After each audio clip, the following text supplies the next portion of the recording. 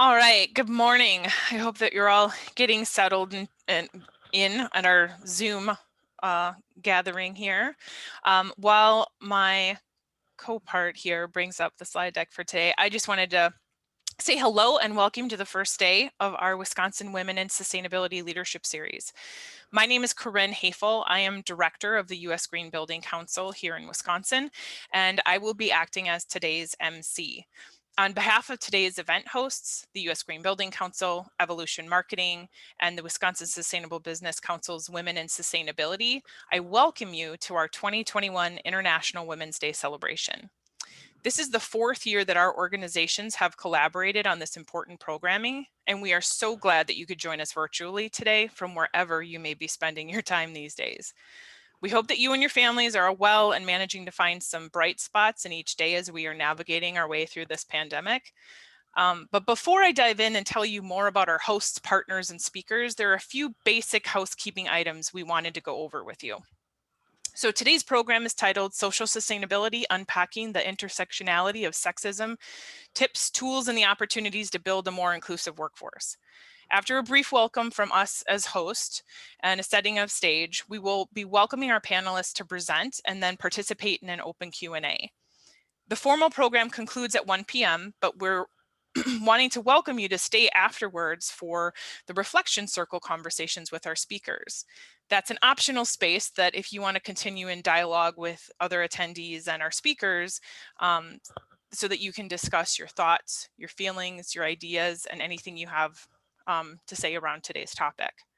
Now, just a reminder, we will be recording today's program with the exception of the optional reflection circles at the end of the program. And on that note, let's do a very quick orientation on Zoom. I know that we're all having to learn a lot of different platforms these days, and hopefully our tips and tricks will help you maximize your experience today.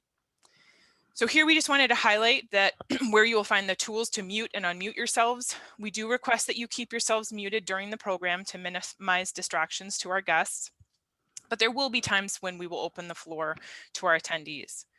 And at this time, I'd also like to recommend that you check how your name is appearing in the participant list.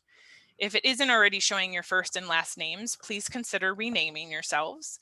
You can do that by hovering over your name in the participant list on the right-hand side. If that participant list isn't showing, just click on the icon on the bottom of the screen to get it to appear. And click on more and the rename option will be there. We also welcome you to not only include your names, but any identifiers that you wish others to use when addressing you today. Although the audio will be muted to minimize distractions, we don't want to discourage engagement throughout the program. We encourage you to share your thoughts, comments, and more using our chat feature. In fact, if you haven't done so already, please go ahead and introduce yourselves to the group in the chat. We will be monitoring the Everyone chat feed to capture questions and thoughts that you may have today. For those of you that may have thoughts or questions throughout the day that you would prefer to share anonymously, please direct them to Lisa Giesenbauer in the private chat by selecting her name in the dropdown. Again, that's Lisa Giesenbauer. So now let's jump back into the program details. As mentioned, this is the fourth year for this collaborative International Women's Day program, and this means that I have had the pleasure of working directly with two of my favorite women leaders, Lisa Giesenbauer of Evolution Marketing and Jessie Servi-Ortiz with WSBC. Now we're going to learn more about these amazing individuals and their organizations further on in the program, but I just wanted to take a moment to personally thank them for their leadership, mentorship, and friendship. Each of them brings a remarkable strength and passion to their sustainability work, and I know that I am a better person thanks to my relationships with them. So, Jessie and Lisa, thank you both for being part of my tribe all of these years and for all that you do to push sustainability here in Wisconsin. Now, speaking of thank yous, we would like to thank all of the speakers, mentorship circle hosts, and the respective organizations for sharing their insights today, tomorrow, and next week. Our small planning committee started planning for International Women's Day 2021 in the late spring of last year. And right when the pandemic first hit and we were in the thick of what ifs. So this year, our committee and programming was led by Lisa Giesenbauer of Evolution Marketing. And since our event was going to be virtual due due to the pandemic, we have been able to broaden our scope of speakers, and we would like to thank the leadership at Mzingo University, a certified B Corp, for their early educational programming tied to several of the topics that we will be covering in our event programming. Now, Jesse and I have had our hands full with our respective organizations and the large numbers of shifts and pivots that we've had to make throughout the 2020 year to align with a new virtual world. So we are very grateful to Lisa and her business for stepping up to lead our event planning activities and for the ability to be able to bring the voices from outside of Wisconsin, especially those that have ties to certified B Corp community. Now, other members of our community that our committee that we would like to thank are Chris Schultz-Buchner, former WSBC board advisor and all-around excellent event promoter, as well as Jennifer Lorenzen at American Family and Marge Anderson from Slipstream. So thanks to the hard work and contributions from all involved, we were able to bring today's program to you for free. Now, donations to our aligned nonprofits would definitely be appreciated, as individuals from these nonprofit entities have helped to put these webinars on today and throughout the whole series. So nonprofits that you can make donations to are the U.S. Green Building Council, Feeding Mouths, Filling Minds, Gender Ideal, and the Women in Sustainability arm of WSBC. All of the links to make donations are on the Eventbrite registration page, and we'll put them in the chat at some point today. With that said, I'd like to just take a moment to speak to why U.S. Green Building Council is involved in this collaboration. This year, USGBC's Women in Green celebrates a decade-long journey of shifting the narrative and empowering women leaders in green building and sustainability. Together, we've created a global leadership platform focused on empowerment, access, and impact. And Women in Green has become a place where we foster leadership, support those charting a new path, and elevate the voices that need to be heard. Steadfast and strong, durability and strength. For the Women in Green community, these words are deeply resonant and capture how women have adapted and endured in this unthinkable year. So it's fitting to know that these words are also used to mark our 10th anniversary, a full decade together. It's been 10 years of progress and 10 years of contributing to USGBC's larger mission of creating a healthier, more sustainable future for all. But this year tested women like never before, which I'm sure I don't need to say out loud to this group.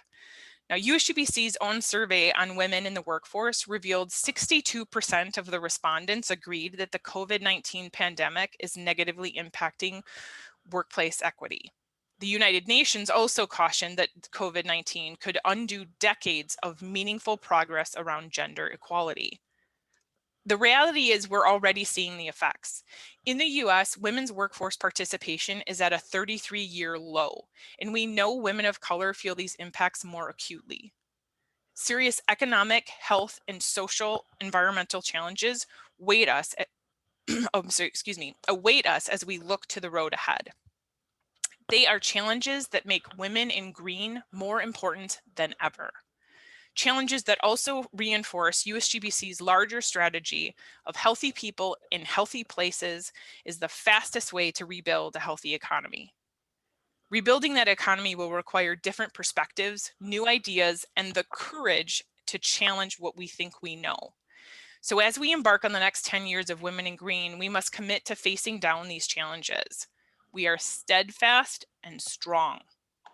Through our experiences, through our collective knowledge, and through our diverse perspectives, we can be part of shaping a future that is healthy, that is sustainable, that is resilient, and one that is more equitable. Women in Green has been steadfast in its work over the past decade, and the foundation we've created will serve us well as we embark on the next one. So we welcome you to join us in that challenge. That brings us to today. It's now my pleasure to introduce my friend and fellow co-host, Lisa Giesenbauer, who will further set the stage for today's program. Lisa founded Evolution Marketing in 2007 as Wisconsin's first triple bottom line managed marketing and sustainability consulting firm. She currently serves as an advisory board member for the Wisconsin Sustainable Business Council and Be Local Wisconsin. Under Lisa's leadership, Evolution Marketing became the seventh certified sorry, the poll just went up in front of my script, 7th certified B Corporation in Wisconsin in 2018.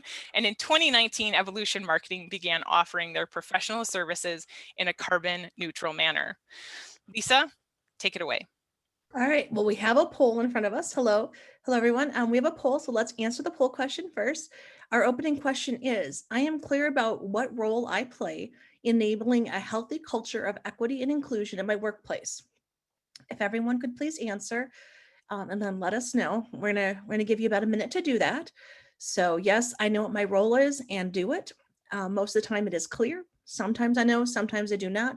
No, I'm not clear, and I have no clue. So everyone can please click on answer and then hit submit. And then Jesse's going to bring up the findings once everybody submits theirs. Jesse, can you give us an update on how close we are to having everyone's response? Fantastic. Here is our host. Okay. I'm clear about what my role is, what role I play in enabling a healthy work culture of equity and inclusion in my workplace. 20%, yes, I know what my role is. 30%, most of the time it's clear. 35%, sometimes I know, sometimes I do not. 10%, I'm not clear, and 5%, I have no clue. All right, this is a great place to start. So let's keep this in mind. Let's keep in mind the poll, and I'm going to tell you a little bit more about why we're doing today. And I'd like to welcome you all. So first of all, welcome to International Women's Day, and to all who find value in our programming and identify with the language of women, cisgender women, trans women, women X, Black, Indigenous women of color, non-binary, and or gender non-conforming individuals. Welcome to our Wisconsin Women in Sustainable Leadership Series. And happy Women's Day, International Women's Day 2021. Language matters, and that's why I'm spelling out a variety of different ways one could choose to label herself or themselves. We, the event hosts, want to be inclusive, and we really would like to provide a safe space for all individuals who identify with womanhood and female leadership. At this time, I'd like to ask all of our participants to please go to your name. Remember how Corinne showed you to put your name in our participant list? Go up to the participant list and put down the pronouns you use to identify yourself. If you notice, for mine, I wrote she and her. It'd be lovely if everyone could do that right now.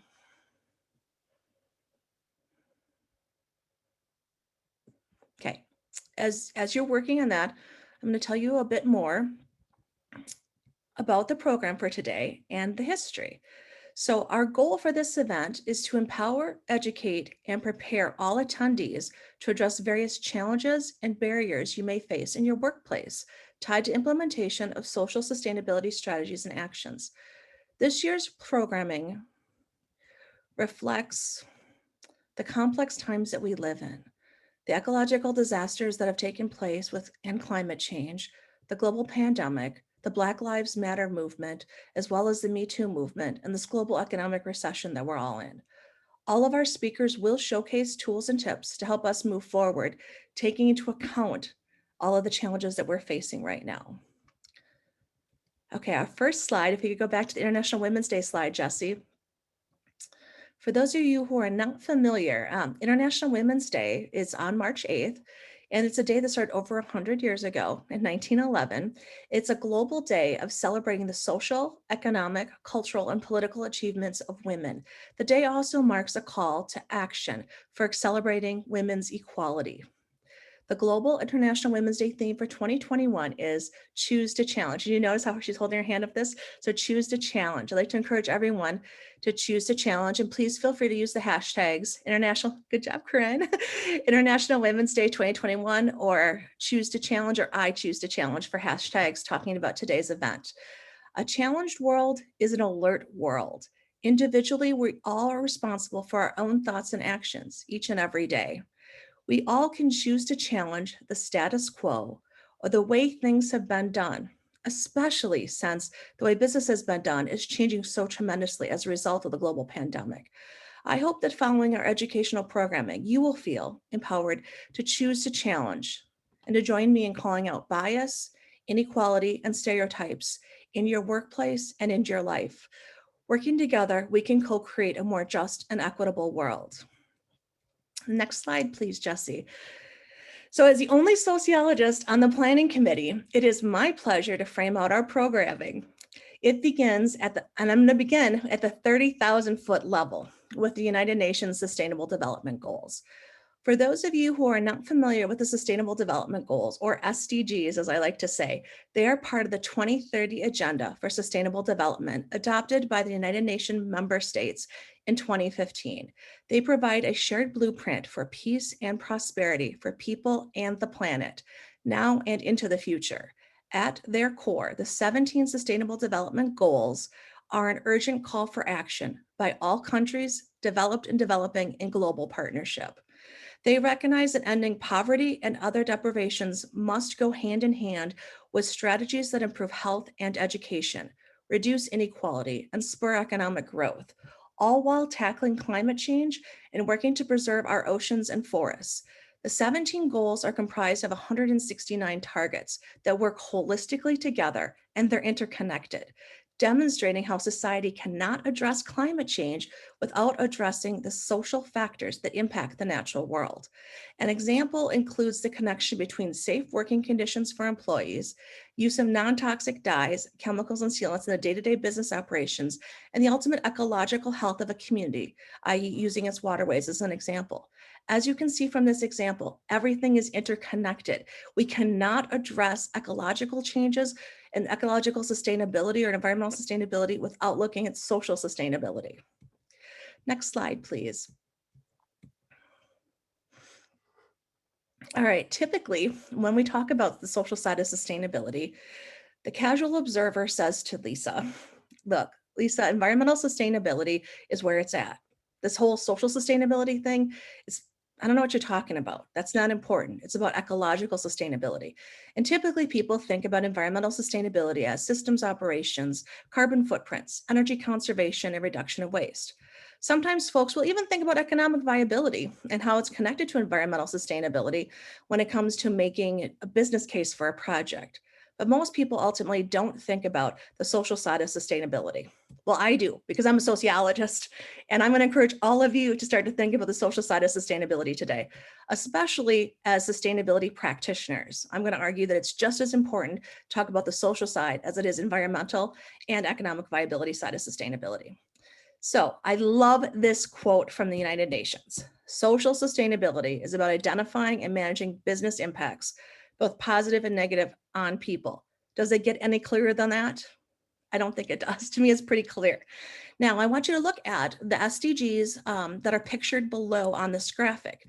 Notice 1 is SDG to end poverty, 2 is zero.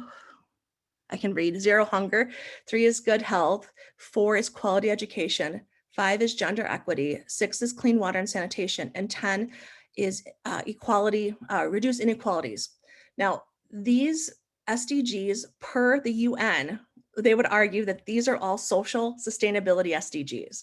So I think it's important to note that this is how the UN frames out social sustainability. And I would argue that in order for business to address gender equity, which is SDG number 5, and SDG number 10, which is reduce inequalities between and among countries, we have to look at, again, everything from a holistic perspective, right? And we have to see how these are all interconnected together. So according to the UN, they talk about 5 principles of social sustainability. They are quality of life, equality, diversity, social cohesion, and governance. So I'm going to unpack those a little bit more as we kind of dig in. As we think through the social side of sustainability, we think about a business's commitment to people and purpose. We've heard a lot about that throughout 2020, and I think we're going to continue to hear more about that as we move forward. Businesses accomplish this by making social investments in communities to improve quality of life, create jobs, and partner with other businesses to solve social problems. Yeah, that's right. I said it, solve social problems. Businesses today are solving social problems. This is a new thing, I know, and especially certified B Corps. We're working in this space to solve social problems as our social enterprises. Sorry, I digress. I get very excited about this.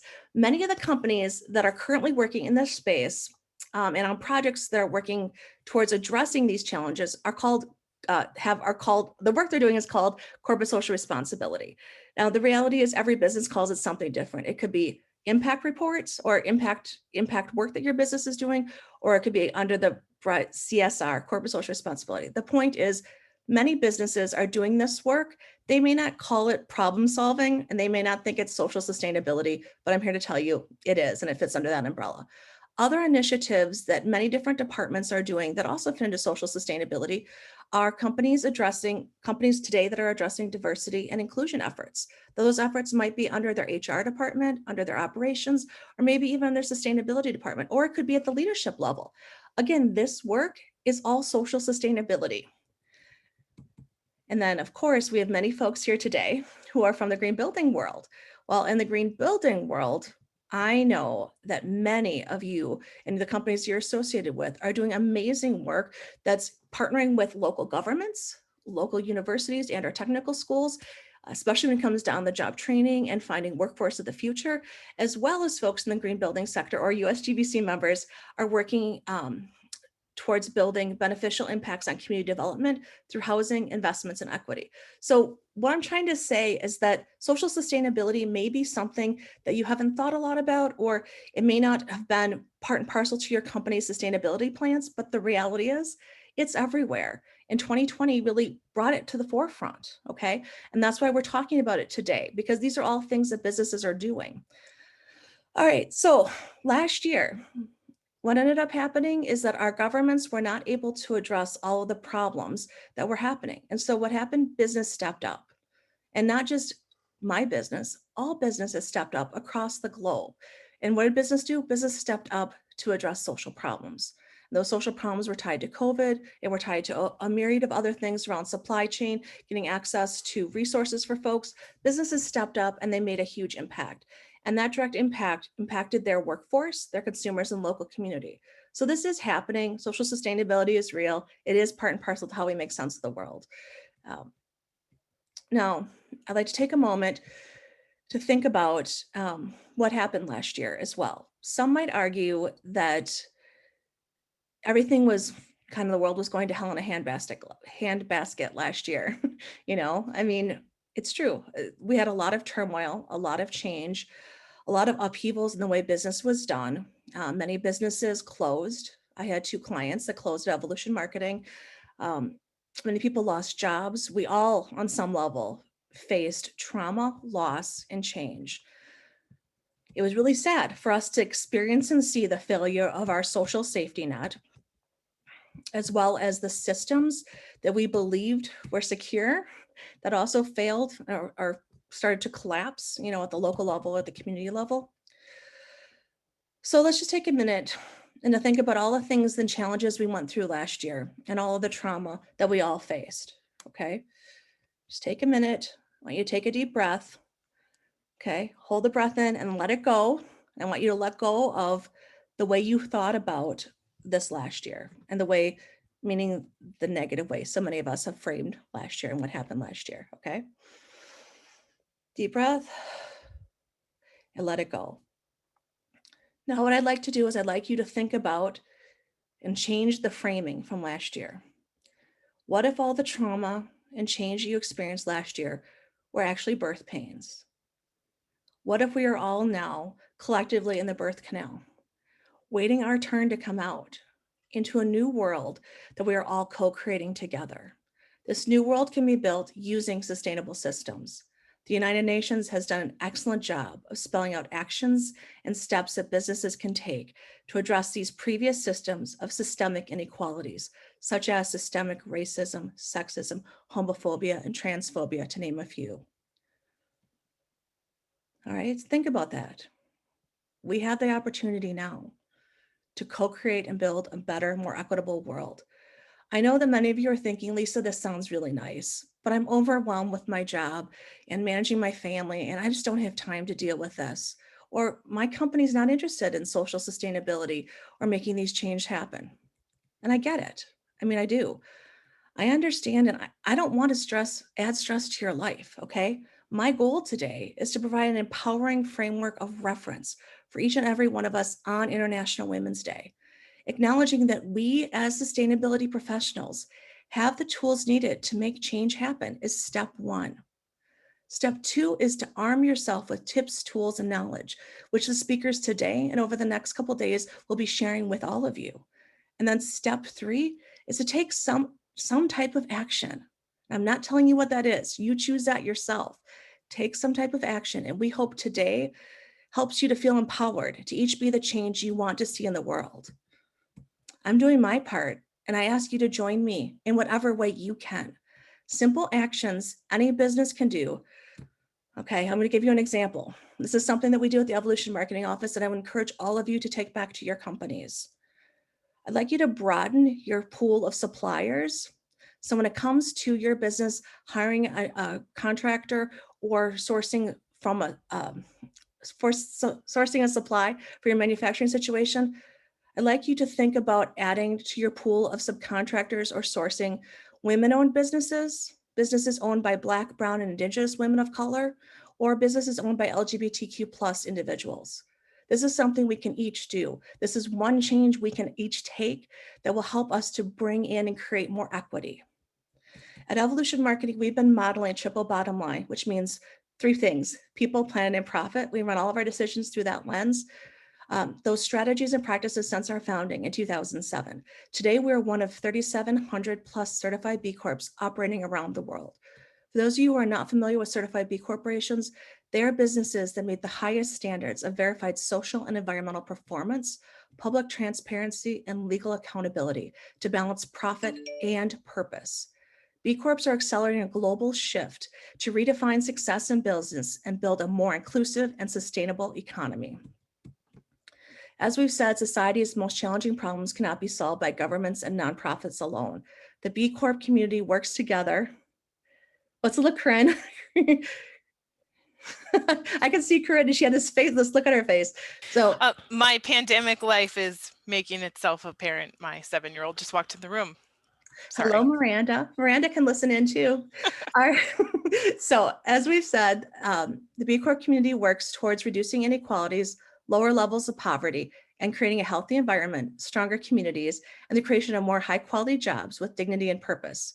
By harnessing the power of business, B Corps use profits and growth as a means to a greater end, positive impact for their employees, communities, and the environment. I'd like to ask you to join us in being a person who uses business as a force for good. Now, the next couple slides we're going to look at are ways for you, our audience, to get involved in these movements. Next slide, please, Jesse. All right, this slide is from We the Change. We the Change is an organization. It's a group of certified B Corp female CEOs who came together in 2018, and they created this movement called We the Change. And the goal is to create a radically inclusive and richly regenerative global economy. I can talk. So you can sign up too. The best part about this organization is that there's monthly educational programming that's free and just top notch. So great resource that's actually national and international. Our next slide is something that's more of a local resource. Locally in Wisconsin, we're super lucky to have a group called Women in Sustainability, which is housed under the Wisconsin Sustainable Business Council. Jesse, next slide, please. And our Women in Sustainability group provides educational programming and resource opportunities for women working in sustainability in the green space in Wisconsin. We have an excellent Google group, and you can see it's listed there in the middle. Please sign up for the Google group. We share resources and events through it. And every year at our WSBC annual conference, we have a session that's hosted and sponsored by this group. Now, part of today, of course, is also really about helping us each to be more effective female leaders and change makers in the green building and sustainability professions. I know that there are many challenges that come from leading in the space, and especially because we have unique challenges because we're women. So what I'd like to do is I'd like to share with all of you a book. Next slide, please, Jesse. Here's the book. It's called Empowering Differences by Ashley T. Brundage. Now, I love this book, and I'm sharing it with you today, not because I want everybody to go buy it and read it. I mean, yes, I'd like you to, but I'm not telling you need to do that. But if you want to work on your own professional development and leadership, I think this book will really help you, because what it does is it teaches us how to lean in to our unique and individual differences. And I think that's important today. You know, being true to who you are, being authentic. This book is awesome. It will help you to do that. I really wanted to find a quote from the book, and I scoured the whole book, and I love the whole thing so much that I just wanted to share it with everyone. I understand that, and I'm going to read you what how Ashley talks about the book. She says, empowering differences is the intentional action of using power and authority for yourself or others while positioning ways in which you are not the same as the people around you. Using differences, which makes you unique, to empower yourself and others to move your career forward. Now, I would argue it's not just about moving your career forward. I've read the whole book. I really, truly believe, Lisa's 10 cents, is that if you read this book, it will also help you to move sustainability forward in your organization. And that's why I'm ultimately encouraging you to read it today. It's also a great book too. It'll help you with professional development and growth as well. Next slide. I'm gonna wrap up my remarks today with a note about resources. At Evolution Marketing, we really do believe that educational resources should be free and should be open to the public. And so many of the topics that our speakers will be covering today, tomorrow, and even next week, Tuesday, there's more detailed resources that go with all of those topics. And so if you want to learn more about any of them, check out our webpage. Working with my intern, Angelina, we were able to put together 3 different pages on the Evolution Marketing website, broken down into people, planet, and profit.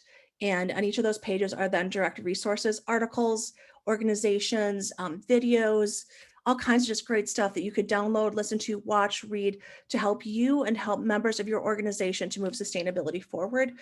And I think it's important that we're sharing these and we're sharing them openly and publicly, and we're not charging anyone to use them, because I truly believe that how do we all grow is we share resources and we work together to move forward. So in conclusion, I hope that you will join me in co-creating a more just and equitable world, business community, and workplace culture. I hope that you will leave today feeling empowered to be the change you want to see in the world. Thank you. Back to Corinne. All right, so let's dig into the rest of our program. Now that we have a wonderful stage set, I'd like to welcome our first panelist, Michelle Turner. She's an experienced researcher, leader, and skilled innovator of program and policies, and the founder and CEO of Build Business Consulting. Build works with companies to plan and execute change that is mutually beneficial to their business and community. Michelle knows that businesses must participate in sustainable practices, from workplace culture to community investments, in order to thrive. She's passionate about creating a positive and diverse workplace that invests in employees and communities while improving the bottom line. In her 25 years of experience, Michelle has led nonprofits, large corporations, and intragovernmental agencies to successfully implement these cultural and policy changes. She holds a master's degree in social service administration from the University of Chicago, and she's scheduled to complete her PhD in social welfare from UW-Madison in 2021. Michelle's here today to discuss the complexity of systemic racism in the workplace and beyond, with key points on what to do when confronted with sexism, whether it is something experienced or observed. Take it away, Michelle. Thank you, Corinne, for the introduction, and thank you all for being here today. Thank you to Jesse, Lisa, and Corinne for putting this together. I'm truly delighted to be a part of this, and it's so lovely to watch all of these conversations pop up in the chat. I see that we have folks from coast to coast joining us today, so welcome to everyone.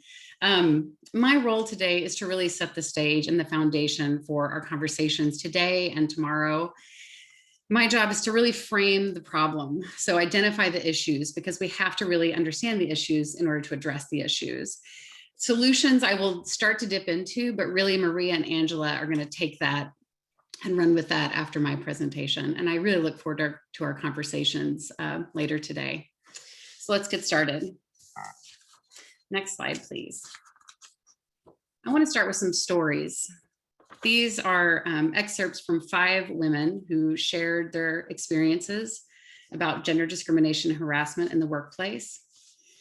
Here's the first.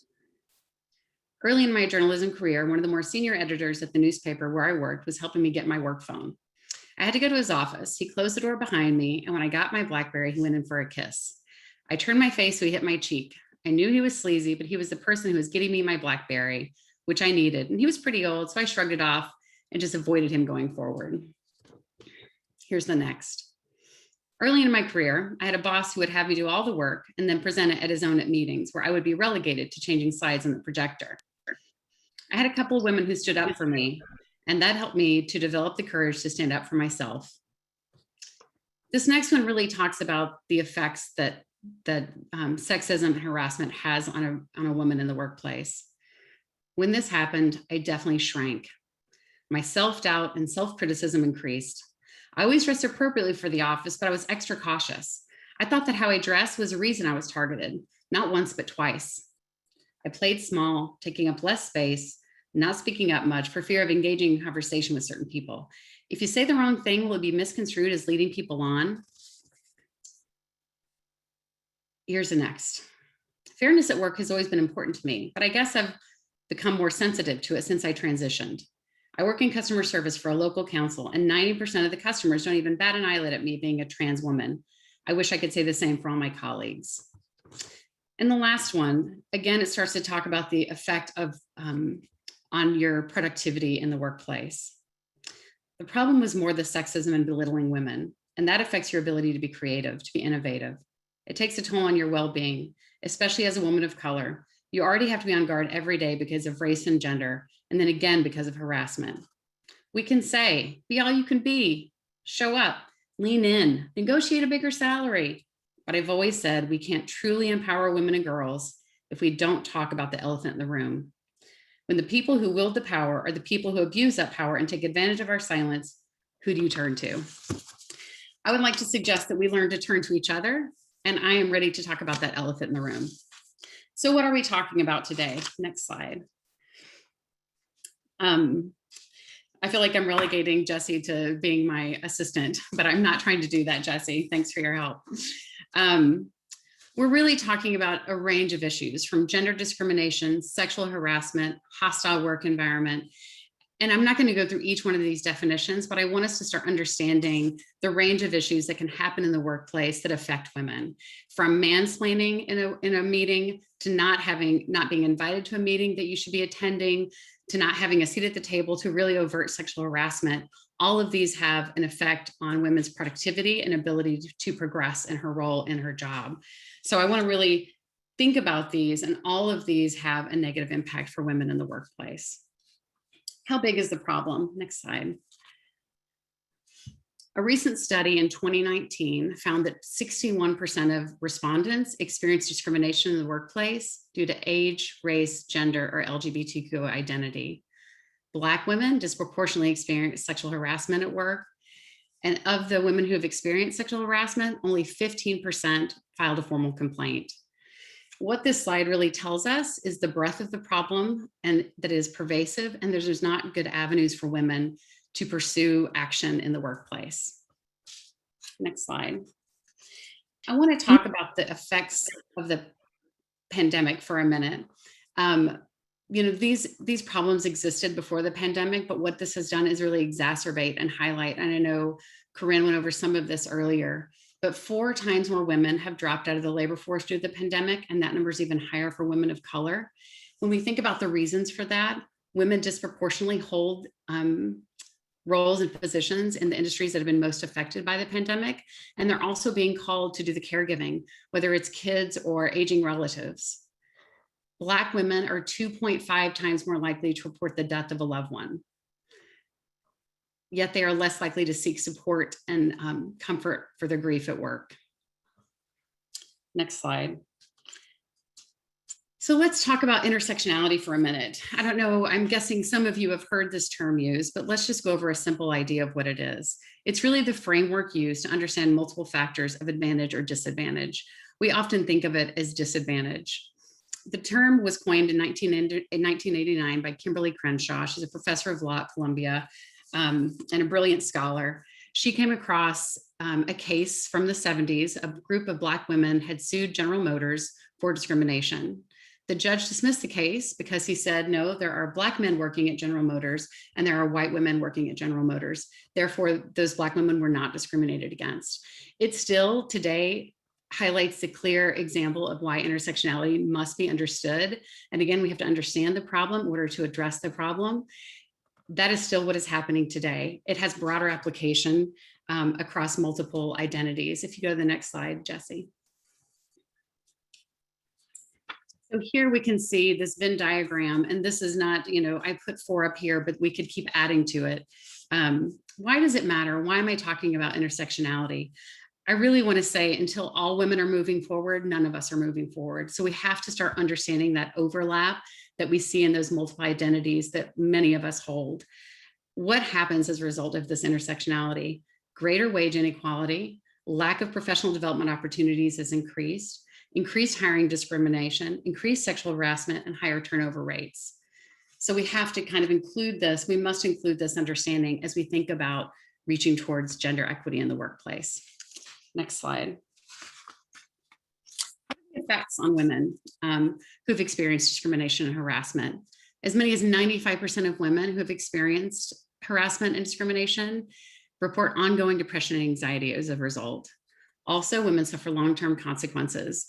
When we looked at that first slide, when there's not clear avenues for women to report, they leave the workforce. That results in lost wages, and it also results in often their professional careers taking a side, and they're not able to continue in the same level of position when they seek new employment. All right, next slide. Things are changing, right? You see the CEOs taking power, the female CEOs of the Fortune 500s. We have Kamala Harris in the White House. Let's take a snapshot of where we are today. Next slide.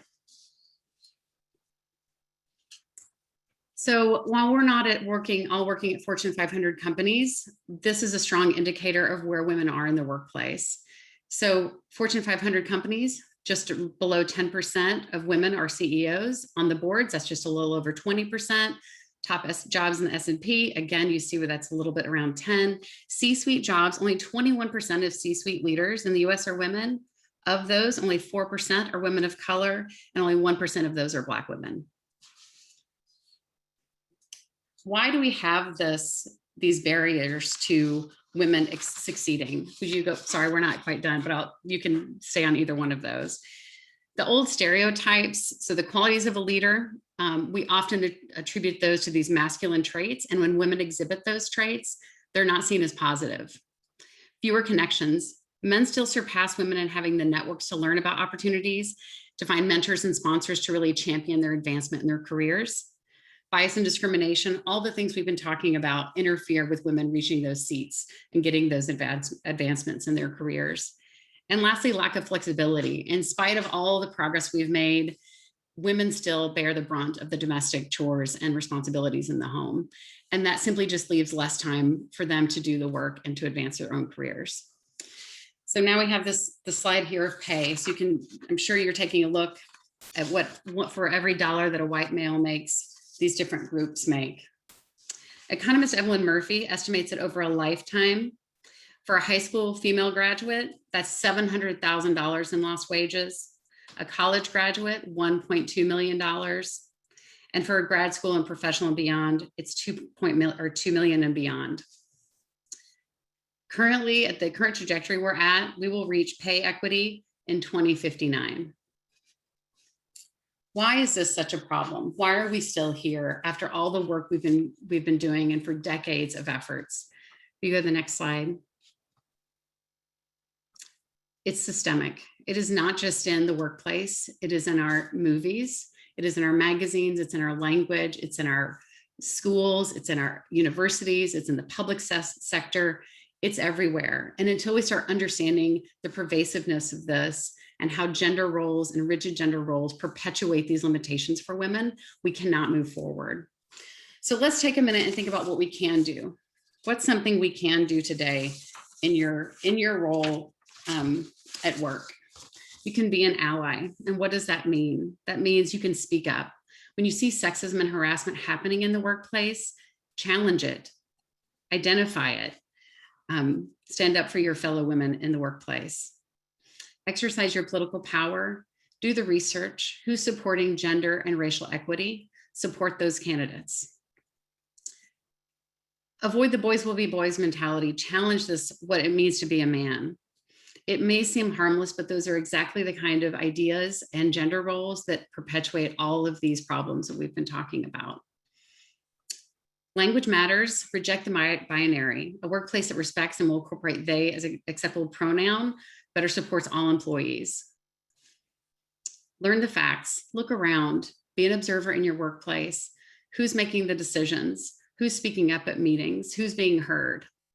When you see something happening, speak up. Advocate for change. Advocate for effective training. When I say effective, I really want it to be research-based, have measurable outcomes, and customized to your company. Advocate for an equal work culture. And lastly, respect others' choices. Empower and support fellow women in the workplace. Thank you for listening, and I look forward to the conversations we're going to have later today.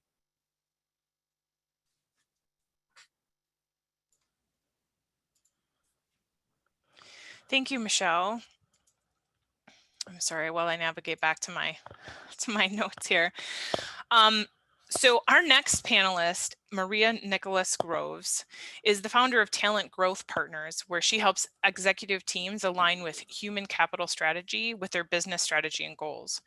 She believes that having the right people in the right places drives superior business results and profits. And with 15 years of experience, she has successfully guided executives within fast-growing industries, as well as organizations that must transform to stay relevant and to sustain into the future. Maria does this with values of trust, ferocious curiosity, objectivity, agility, and excellence.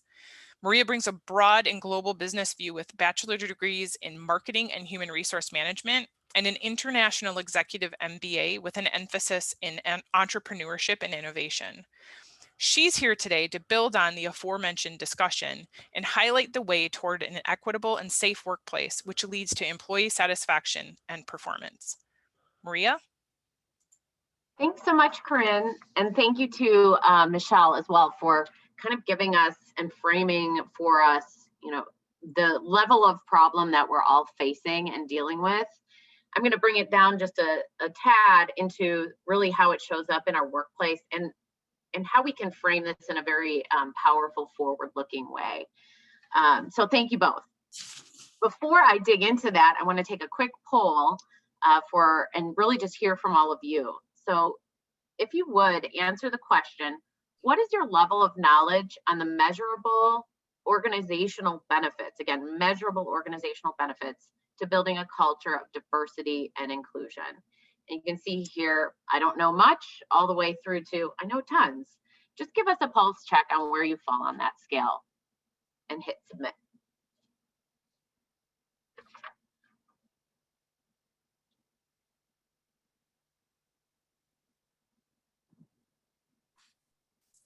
All right.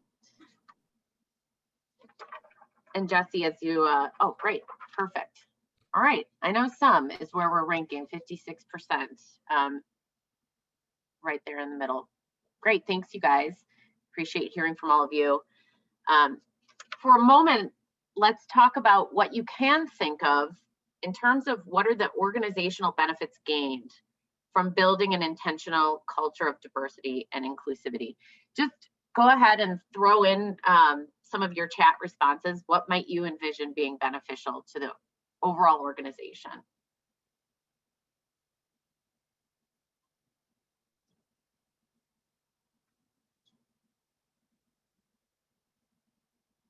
Ideas and innovation, perspective, variety of innovative ideas. Love this. Yep, diverse ideas, bigger profits, innovation. I love it. Somebody said P&L, so true. Community impact, retention. Yep, reduced turnover. A better environment, happier employees. You guys got this. I love it. Wider population, happier communities. Beautiful. I love it. Keep them coming. So that's what I want to do for a second. I just want to reimagine our workplaces, because when I read all of those powerful pieces that you've put into chat, I want to work at that place, right? So let's just envision this place where people felt truly empowered to just show up as their true selves. Their opinions were not just asked for, but truly heard and taken into account. Each person felt like they could get a truly honest, fair shake on a promotion or a new role. We saw across every level of the organization diversity of thought, gender, race, religion, sexual orientation, and disabilities.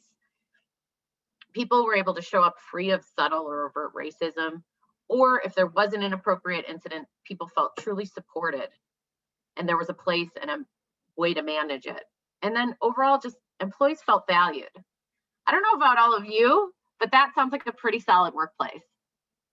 So moving forward, just envisioning what that workplace could look like. You can go to the next slide here, Jesse. This intersection of a very happy, motivated, and engaged employee is both the ideal employee for their own lens, right? And also for the C-suite and executive team, right? So we're all kind of driving after that intersection, but we definitely don't always experience this in the workplace. And then on the other quick graphic here, when we see diversity across the board and an overlay of continuous learning, people feeling like they have rich ownership and equity in what they do and how they can show up in the workplace, they're recognized as such, we truly drive a much more engaged workplace, and this leads to results. And I'm going to talk about some of that in a little bit. So why are we sort of coming back to reality here, not seeing this, feeling this, sensing this all the time in the workplace? Well, a recent study from Boston Consulting Group shows that 97% of organizations today do indeed have diversity, equity, inclusion programs, but only 25% of them are successful. So why is this massive disconnect? I'm going to unpack that here on the next slide. There's really three core reasons that we see. One is any leader that kind of sets out to improve DEI, they kind of look at it and go, God, I don't even know where to start. I'm not sure how to best gauge my progress. And maybe I know some of the basics to measure, like percentage of representation or addressing the pay gap. And I don't know about you, but I got really fired up when Michelle said pay equity we're on track for in, was it 2059?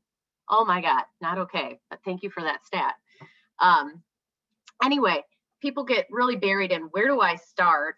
And then they gain some stagnation because they haven't taken this very holistic view of the full key performance indicators needed to truly move the dial over the long haul on everything.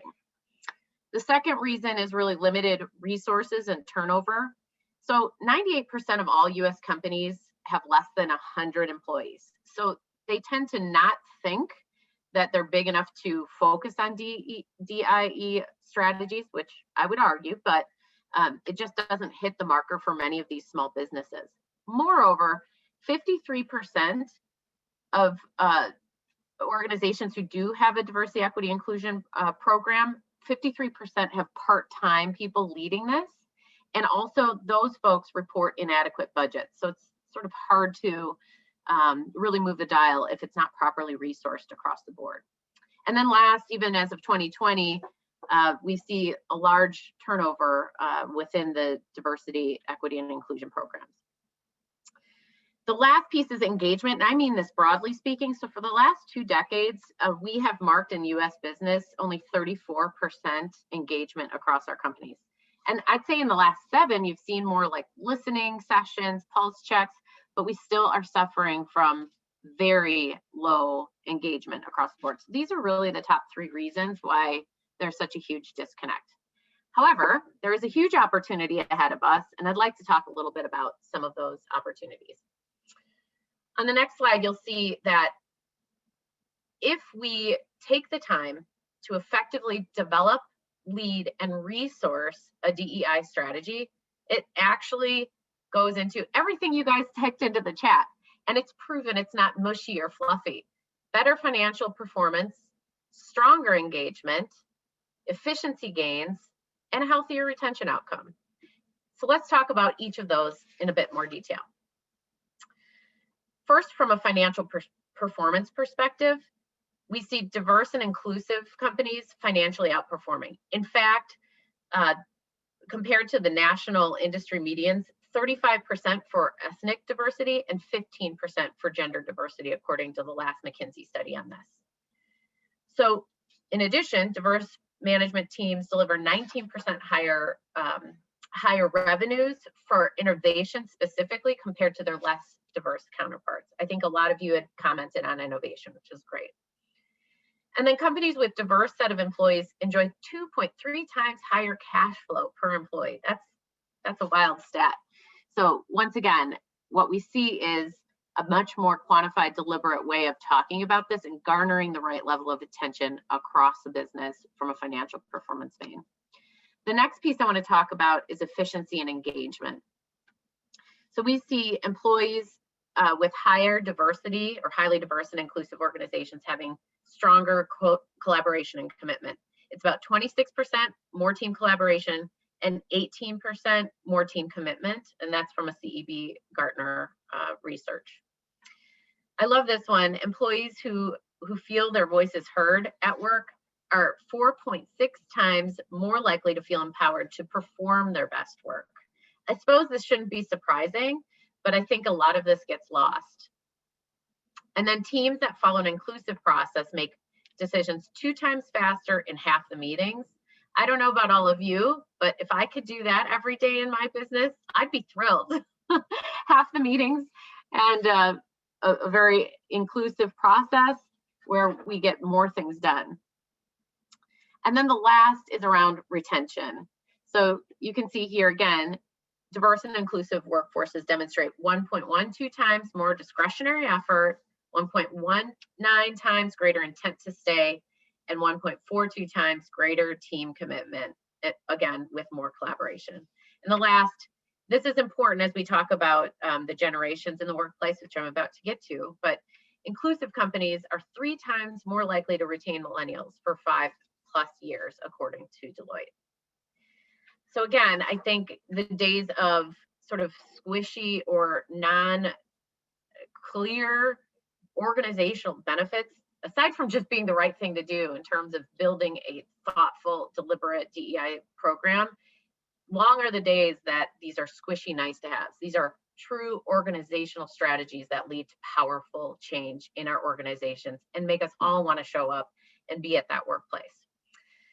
So I'd like to talk a little bit about trends in going into 2021 that I think are real positive. So naturally, this growing emphasis on fostering DEI, I do want to just quickly pause and say the way these things get rolled out matter imperatively. It shouldn't be a quick, thoughtless reaction to things. It should be rooted in assessment, research, and customized. Michelle talked about this already, customized to the business, and engaging an expert is always helpful.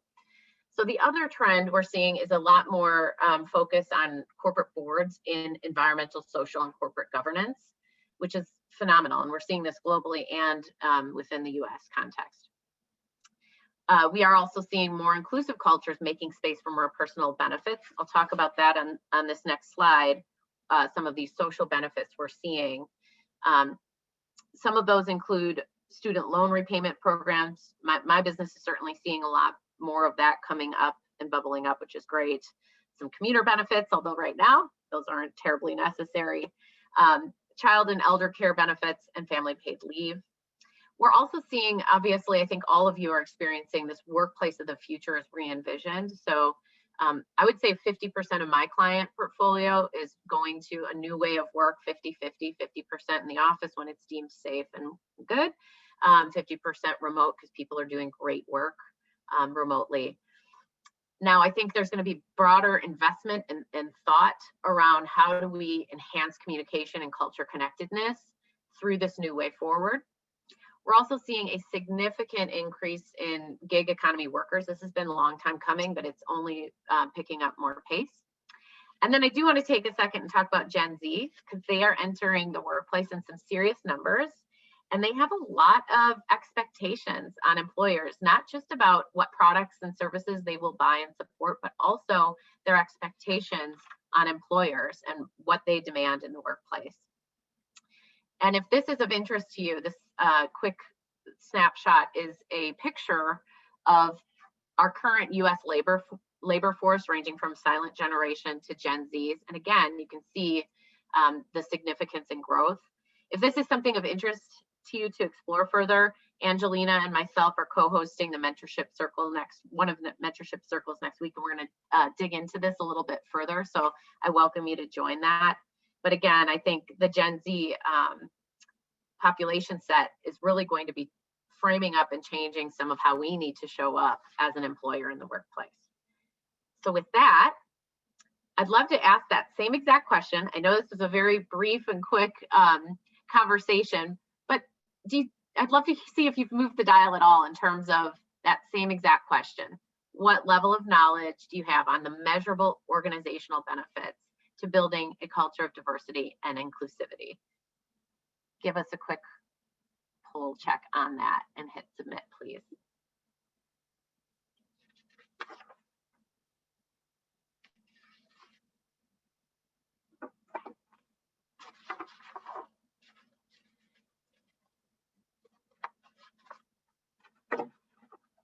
All right, progress. I like that. Awesome. So it looks like we're ranging closer to a 4 on the 56%. Thank you all for letting me be a part of this conversation. I'm so excited to hear from other speakers. Back to you, Corinne. Thank you.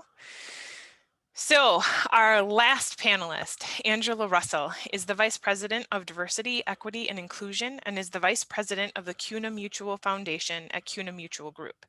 Angela is responsible for leading the development, direction, and implementation of short and long-term strategies and programs that support diversity and inclusion, and overseeing CUNA Mutual's corporate social responsibility program.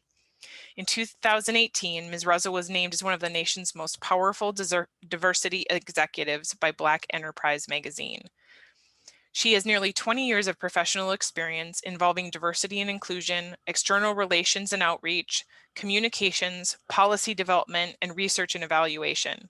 In fact, prior to joining CUNA Mutual, she worked in various roles in public health, including serving as a health equity coordinator for public health Madison-Dane County, and she was the community engagement lead for the National County Health Rankings and Roadmaps program at the University of Wisconsin Population Health Institute. We've asked Angela to join us today to talk more in depth about the intersectionality space between gender equity and racial equity. Angela, the floor is yours. Thanks, Corinne. Thanks for having me here today as well. I don't have slides. I'm just going to host this as a conversation, essentially. Michelle and Maria, it was so great to hear you all as well. I liked the framing that you did of intersectionality, Michelle. And Maria, thank you for providing some of those foundational pieces as it relates to organizational DEI. One thing that I did want to comment on is terms of the efficiency and the retention benefits of DEI. The reason that I want to comment on those is that you don't get those right away. So many organizations think that they can institute a program and think that they'll have those solutions in 3 to 5 years, and that's not realistic. You're setting yourself up for failure. And quite frankly, when you start increasing diversity, things get less efficient initially because you are having to learn how to work with others in a solid way. And then retention is hard, and I think it's actually going to get more difficult because we see so much competition for diverse talent among organizations that people are thinking that they can go anywhere, and they can. So that it's really up to us as organizations to think about what are we doing to create an inclusive culture that will retain people over time. So I just want to start off with kind of sharing my story, pausing a little bit, and then getting into the journey of DEI at CUNA Mutual Group. The pause is going to be, I want to have a discussion about Meghan Markle, and I'll tee it up. As I tell my story, think about the intersectionality challenges that Meghan Markle is facing right now, right? Okay, so I'm going to start off with some questions. Don't answer these in the chat, but think about when you see Black women, what's your view? Is it angry? Is it this sassy caricature? Assertive? Bossy? Someone that you need to help? Bitchy? What is your view of Black women when you see Black women? And sit with that. Okay? I'm going to tell you what my view of Black women has been. I'm a Black woman. Growing up, Black kid, you know, I would see all of these posters. I grew up in Peoria, Illinois, all of these posters around Black people need to learn how to read. I was nervous. Was I not going to be able to learn how to read? What were they telling me about my own intellectual capacity? My parents worked in corporate Caterpillar tractors. They would come home and tell me the stories of challenges that they would face on a day in and day out basis. My mom was an engineer, very rare for a Black woman to be an engineer in the 70s. She graduated with a degree in math, was an engineer at Caterpillar Tractors. Her coworker asked her, "So when did your tail fall off?" Because there's association with Blackness not being fully human. That was in the 70s, not that long ago, right? My view of Blackness has been framed by what I see as good. For such a long time, I wanted to have straight hair. I wanted to have fairer hair. I wanted to, be that thing that I couldn't be. So my journey of self-love has been a journey, and it continues. So I'm a Black woman, got all of these career accolades, whatever. In, gosh, what year was this? 2006. I think I got divorced then. Had married a white man. Honestly, if I'm being honest, one of the reasons I thought I would have some sort of sense of protection. I accomplished something if I married a white guy. That's not real. And even when we were buying our first house, again, this was in the 2000s, actually the year 2000, he would go to the bank because we knew if I was there, I would be a liability. It's not that long ago, right? We would go out to events when I was in grad school. People would assume that he was the one in grad school, right? Because he's a white, tall dude. He's the one that's the smart one. He would have to say, "No, this is Angela." So when I got divorced, I had to reconcile with a lot. Number one, because of my background in data and epidemiology, I knew the outcomes of Black women who were single mothers, and I was terrified. Was this going to happen to me? Before I got divorced, when I was pregnant with my first child, I knew the data on maternal health of Black women. Was this going to happen to me? Was I going to die, or was my baby going to be okay? Right? These things of not only sexism and racism aren't things that are just out there. They are things that I have internalized and had to reckon with throughout my career. And I have to continue to reckon with that. Last year, with the murder of Ahmaud Arbery, and there's so many murders, but with the murder of Ahmaud Arbery, my son was in class. He was in sixth grade at the time. They were trying to explain sometimes people do unkind things. And what those white men were probably trying to do was okay, but what they ended up doing was unkind.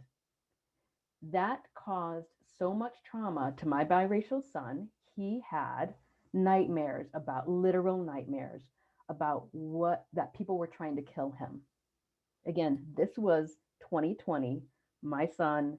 So that notion of motherhood, how do I protect my kids, not only from the actual violence that's out there, but the actual the emotional trauma that happens day in and day out.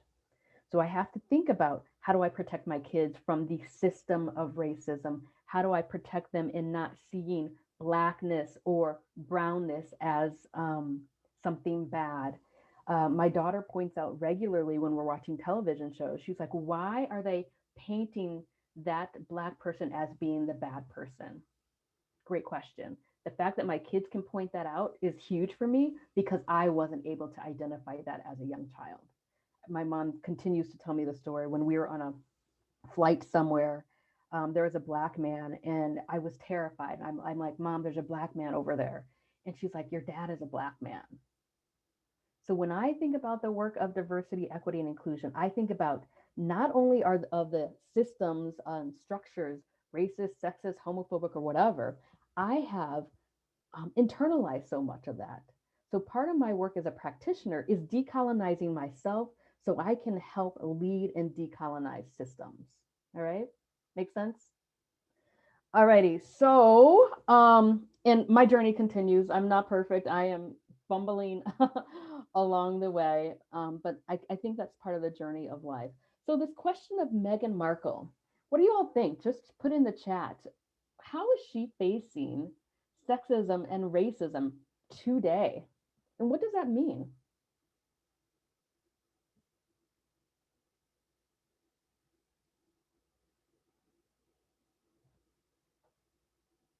I love the silence because the silence is actually real because I can't hear anything in the back either. My kids must be doing something. I should be either nervous or proud.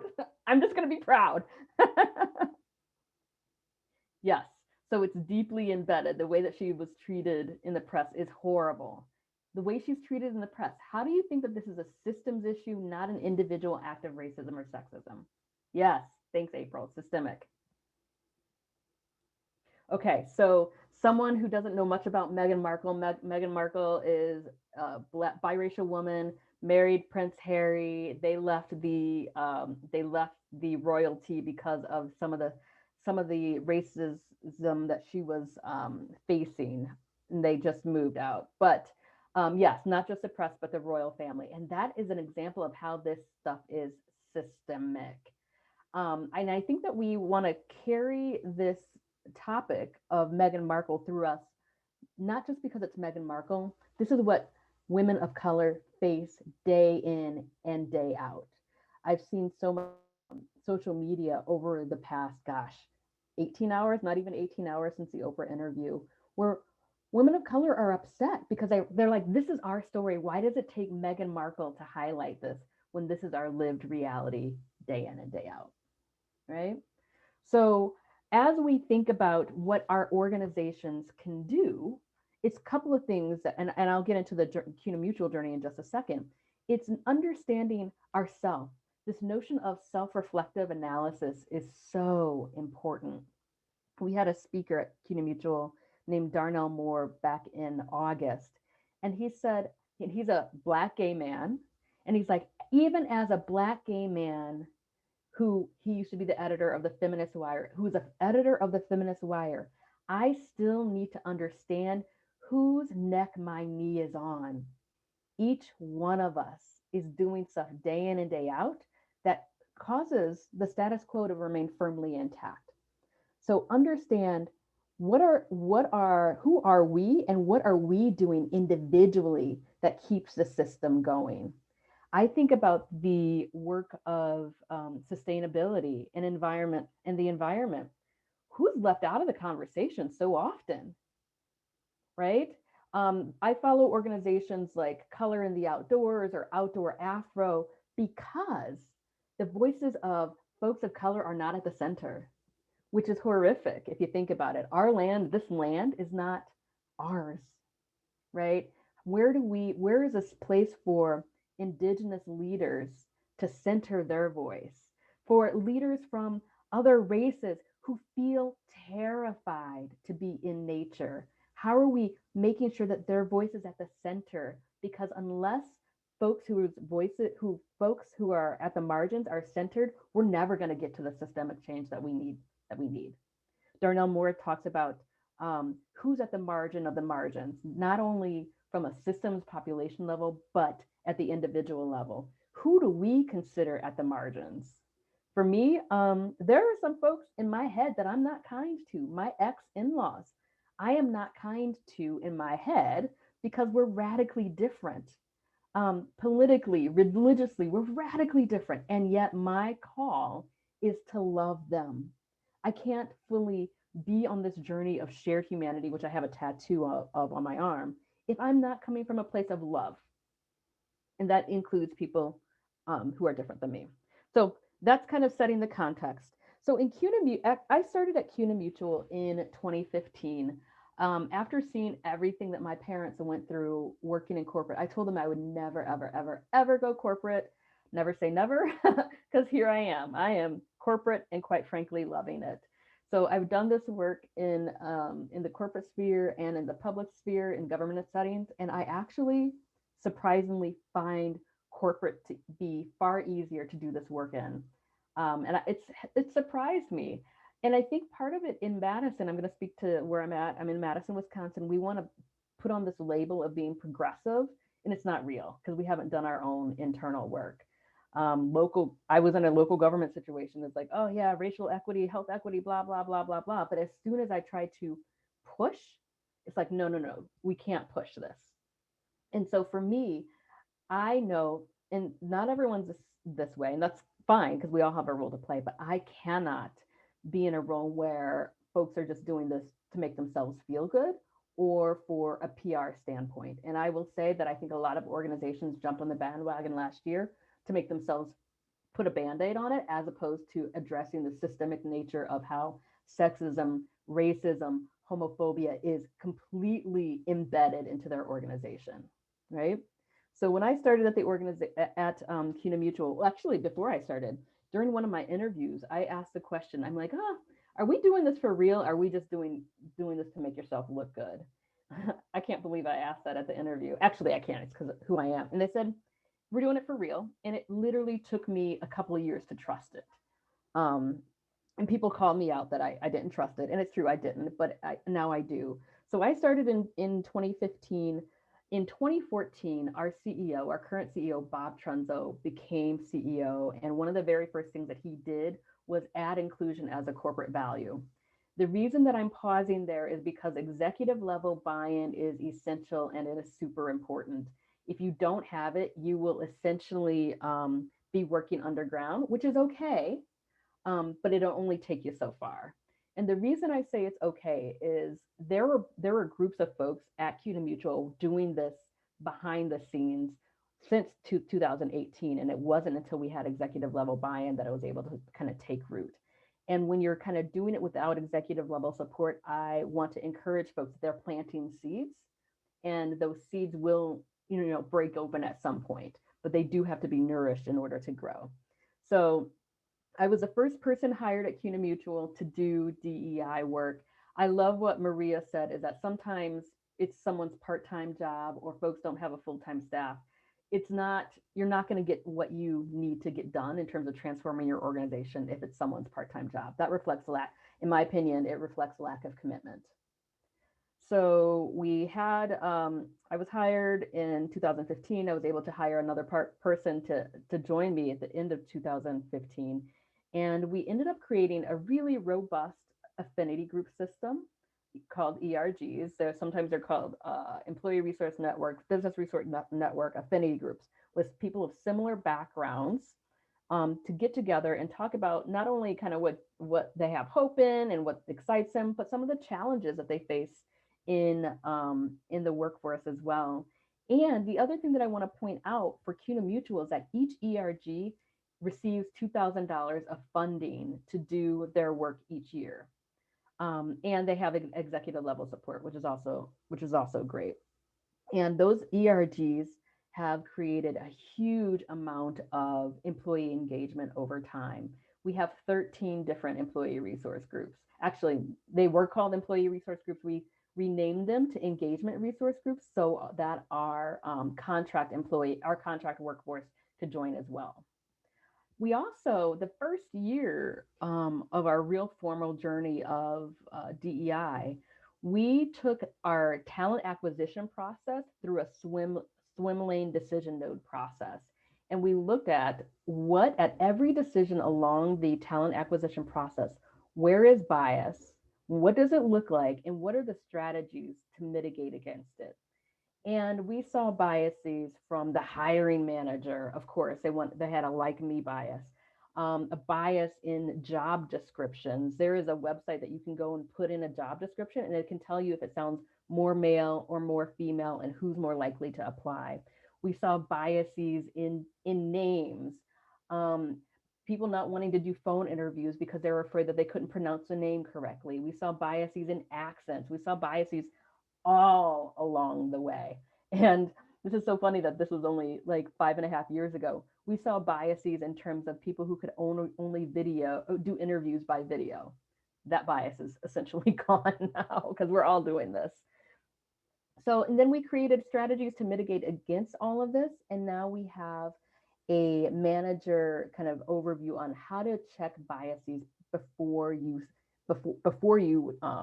start recruiting for a job.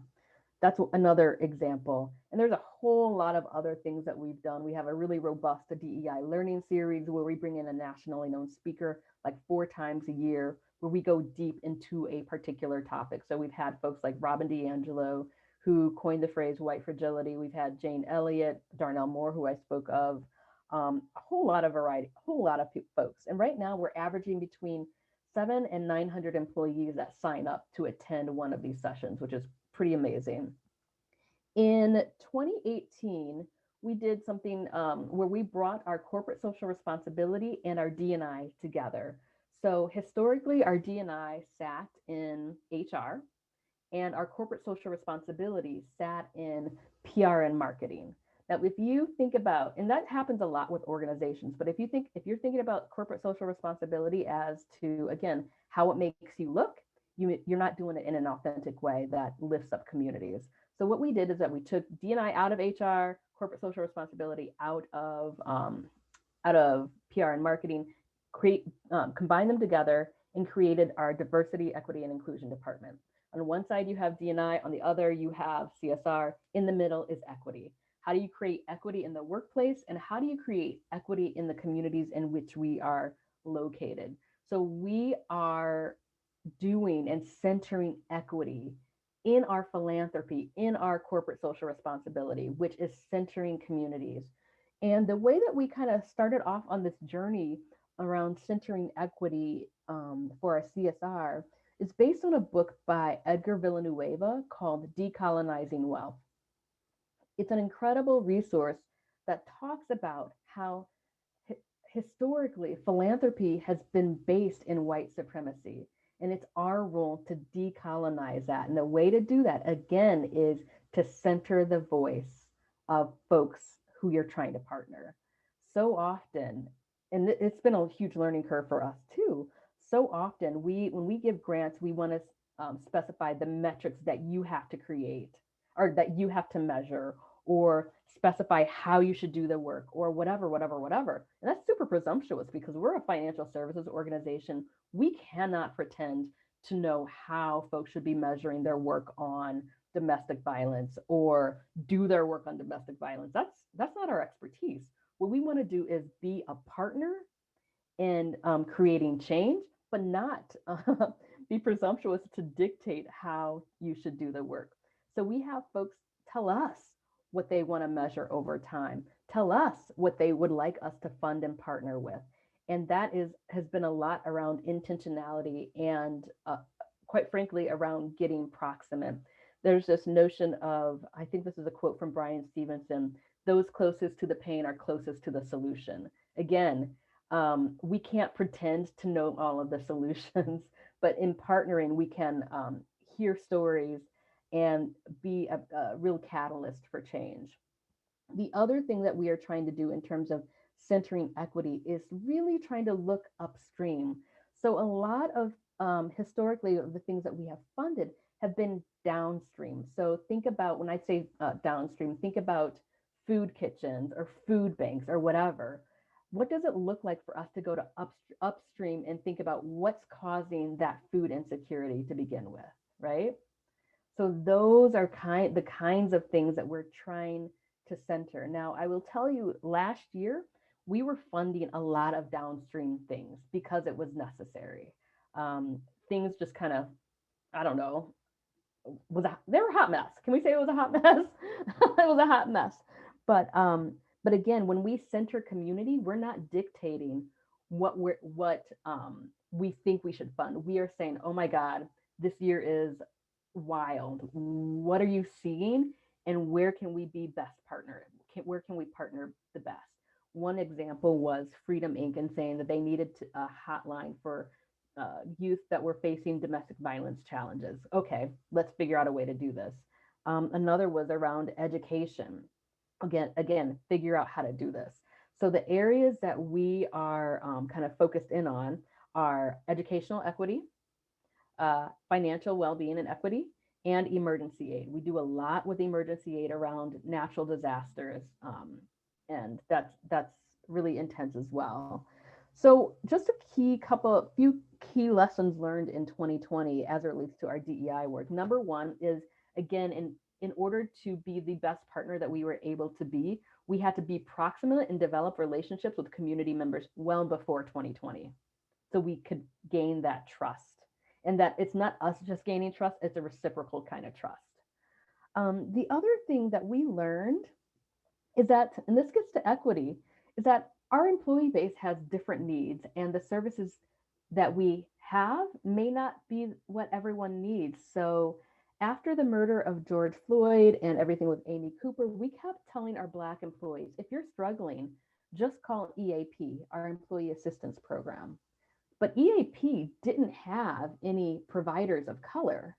So we were just creating harm, quite frankly.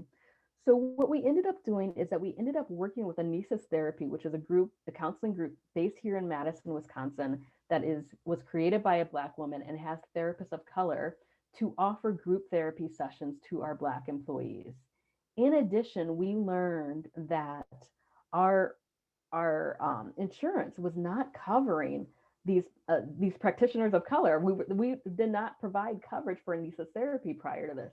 So now that's a part of our insurance package as well.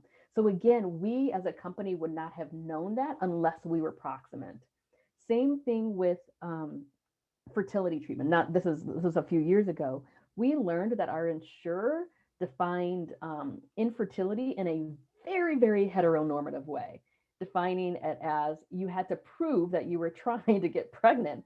Okay, prove it how? Like in the, heteronormative way. So we self-funded infertility treatment because it was a barrier in terms of how our insurer defined it. So again, we would not know these things unless we had relationships with people who are different than us. And the relationships don't need to be superficial. It's those deep, trusting relationships where people can really be themselves and challenge the system. And we're just, even though we've been at it for 6.5 years, I feel like we're just beginning. One of the things I see as a challenge for CUNA Mutual is that we have done all this deeper learning. We still have a long way to go, but sometimes that knowledge just sits there in the DEI space and we're not translating it to our day-to-day decisions. So if our mission at CUNA Mutual is to create a brighter financial future for everyone and make that accessible, we actually have to translate everything that we're learning to our day-to-day business decisions. And sometimes that means asking who's benefiting from this decision and who's being burdened, who's at the table and who's not at the table, and why not. Looking at our policies and procedures to see how is bias built in here in ways that we don't even know. And then as we work with partners throughout the United States, how are biases built into their systems and how can we push back on that? So this is just, I feel like we are just at the beginning of the journey, but I'm glad that we are doing it in a very, somewhat authentic way. I had to pause on very just because every day is different. So that's kind of a quick overview of what we are up to. And if you have any thoughts, just go ahead and put them in the chat. I know that Lisa was recommending some books. The other books that I recommend, in addition to Decolonizing Wealth, is this book called Turn This World Inside Out. I don't know if you can see it. It's by Nora Samron, and it's the emergence of nurturance culture. I think that when we think about leading as women, that we have to eliminate that notion of nurturance. And I actually think it's the other way around. I think men have an opportunity to learn about nurturance. And there's an essay in this book that I love, and it's called The Opposite of Rape Culture is Nurturance Culture. So it's really turning leadership on its head. The other one that I love is Radical Transformational Leadership by Monica Sharma. So that's all I've got. Thanks again for allowing me to come and just chat and ramble. It's awesome to be a part. Well, thank you so much. That was so wonderful, Angela. It was really great to meet you. Thank you so much for your time. What we're going to do now is just transition to Q&A. So I'm going to invite Michelle and Maria and you all back. I'm going to pin you up here. And I'm just going to start by asking you a couple of questions. And then if the audience has any questions, this is your time, audience, now to get your questions answered. So please, if you have any, type them in the chat and I will monitor them. But so much good information. I have to admit that, I had a little bit of nerves around this whole conversation because it's both so important and I think as we saw today, we're starting to move the needle, both in our small circle here and in our culture, in our greater communities on all of these topics. So talking about them is so important. So thank you to our panelists and to our audience for showing up to have these important conversations. I'm going to start, Angela, with you with the question, because I think the majority of our audience is sustainability professionals in some way or another. So I'm wondering if you have any thoughts or advice. You've talked about kind of how CUNA has sort of brought the programs together, and I think that's a step in the right direction. But what, as sustainability professionals out there working on environmental and people and culture stuff, what can they do to build relationships with their DEI programs inside their businesses and help make a stronger bridge in their organizations? Yeah, I think a couple of things. Number one is look at your network. If your network looks exactly like you need to start broadening your network. So again, I think about organizations like Color in the Outdoors or Outdoor Afro or so many other organizations that are interested in sustainability, but people just don't think about it. I think about the work of Michael Ford, who's a Black architect here in town, who's working with folks out in New York.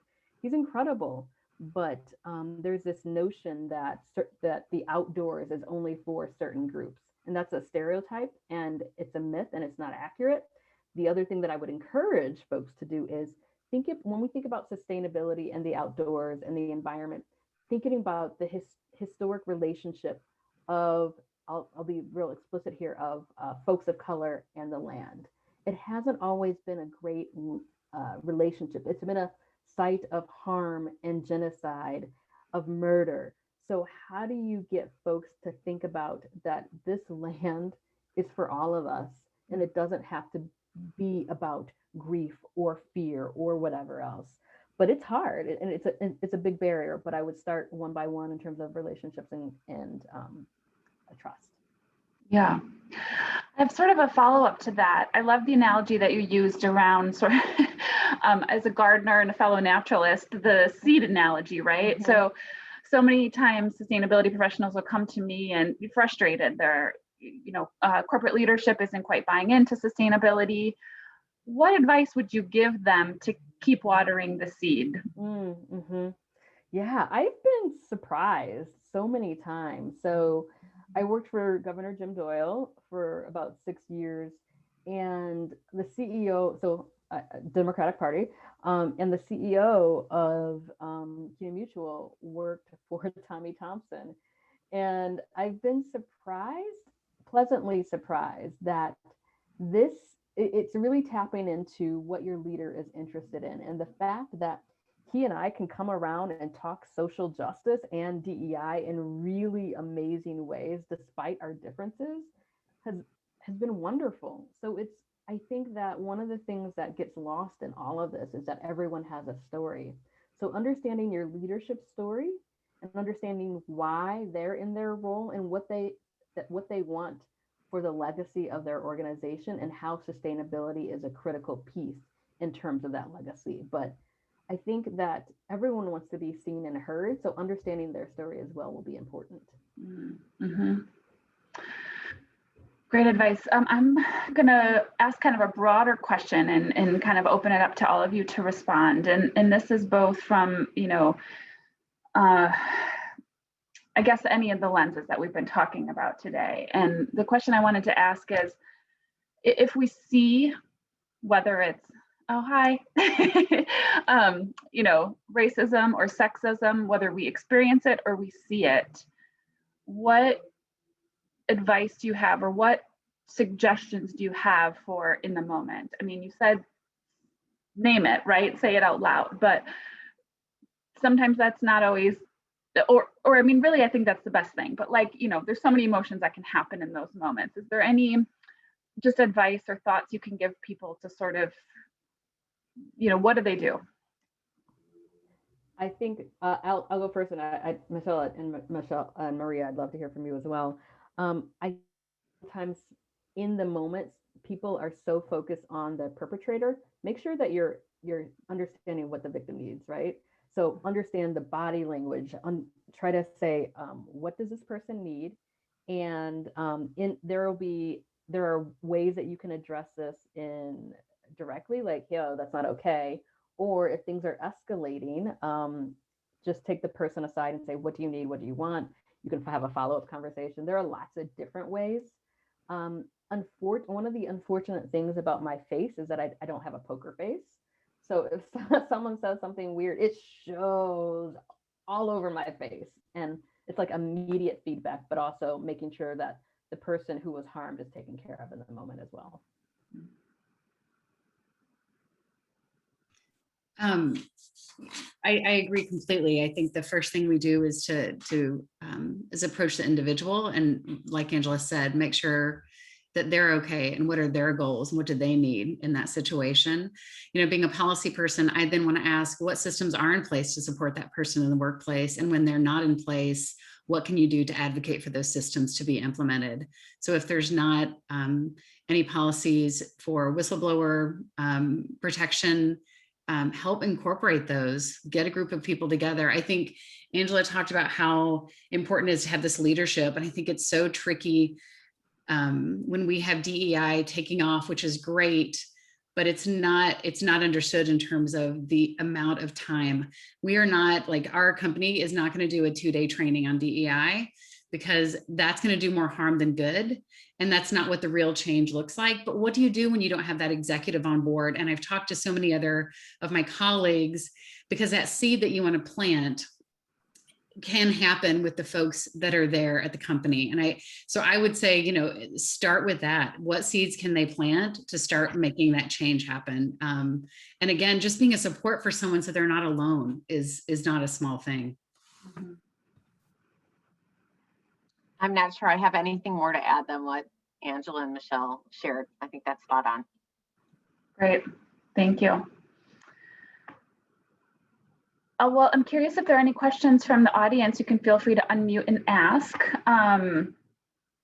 You know, I think that, well, so I also just wanted to say that I've been making a list of all the resources, Angela, that you've been sort of throwing out. And so we will put those all together and email them to everyone so everybody has that complete list.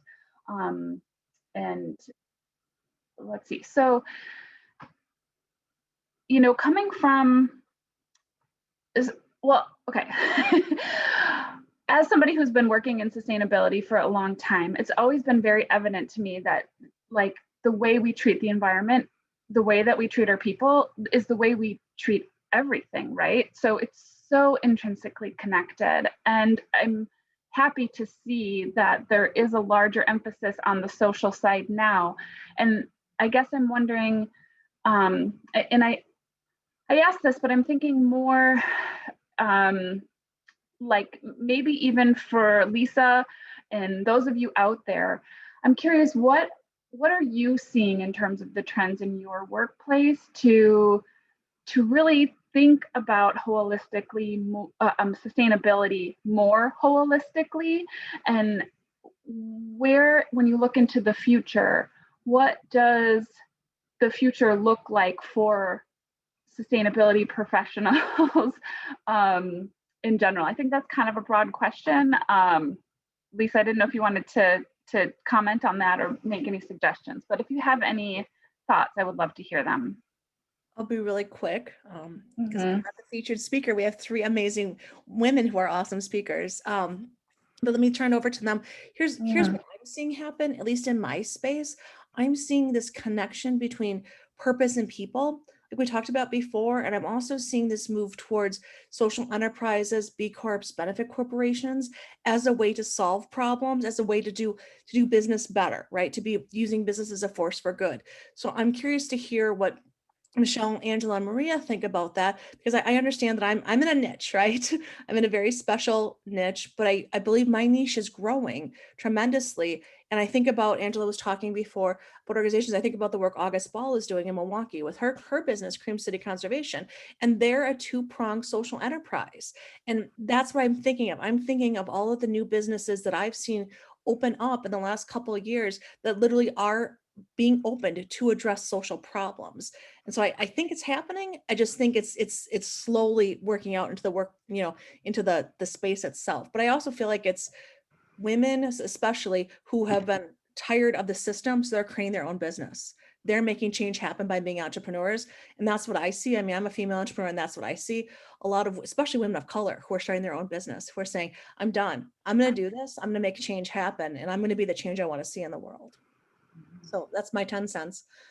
Maria, Angela, Michelle, thoughts, feedback? I think to add on to that, I think there's a lot more happening that I see at the C-suite, in which executive teams are less asleep at the wheel, which I think they have been for a very long time. And so, I even loved hearing just Angela ask the executive team, like, are you guys doing this for real? Are you committed, or is this just a feel good? And there's so much power in that question. And there's even more power in practitioners sort of walking away if it's not thoughtfully, strategically executed over a long haul, right? And so, I just certainly am seeing executive teams that have been asleep at the wheel that are now seeing a much more deliberate path forward, that are starting to see things that are less squishy or mushy to them, and the true powerful impact we can have on organizations around CSR, DEI, the interconnectivity of them. We're a long way away, but I do think that there's a lot more conversation happening at the executive level. So.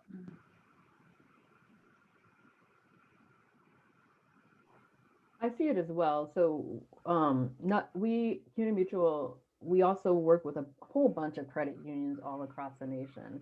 And so I see the conversation around this topic for a lot of leaderships of credit unions throughout the space. The other thing that I'm seeing more and more of is the notion of this creating an inclusive economy, and what is the role of capitalism? Do we still need capitalism, or do we not?